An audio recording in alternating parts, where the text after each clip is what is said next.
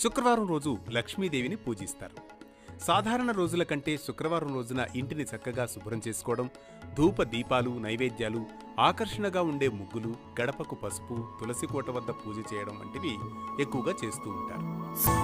లక్ష్మీదేవిని శుక్రవారమే పూజించేందుకు కొన్ని కారణాలున్నాయి. జ్యోతిష్య శాస్త్రం ప్రకారం శుక్రగ్రహానికి అధిపతి అసుర గురువు అయిన శుక్రాచార్యుడు. అయితే శుక్రుడు ఒక గ్రహంగా లక్ష్మీదేవి ఆధీనంలో ఉంటారు. అందుకే శుక్రగ్రహం అనుకూలంగా ఉంటే ధనం, సౌభాగ్యం, సుఖాలు అన్నీ లభిస్తాయని అంటారు.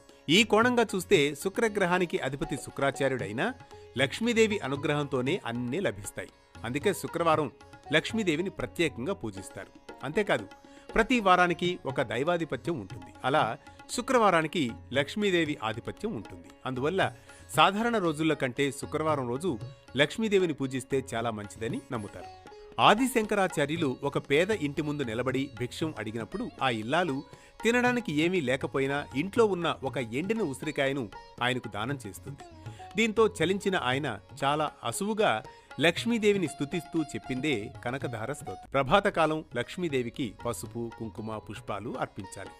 దీపం వెలిగించి మనసును అమ్మవారి మీద ఉంచి కనకధార స్తోత్రం పారాయణం చేయాలి. ఒకసారి పఠిస్తే ఫలప్రదం, 3 సార్లు పఠిస్తే శ్రేయోభివృద్ధి, 11 సార్లు పఠిస్తే ప్రత్యేక కటాక్షం కలుగుతుందని చెబుతారు. పారాయణం పూర్తయ్యాక నైవేద్యంగా పాలు, పాయసం, క్షీరాన్నం సమర్పించాలి. ఈ విధంగా శుక్రవారం కనకధార స్తోత్రాన్ని శ్రద్ధతో పారాయణం చేస్తే దారిద్ర్యం తొలగిపోతుంది, ఐశ్వర్యం పెరుగుతుంది, కుటుంబంలో సంతోషం నెలకొంటుంది.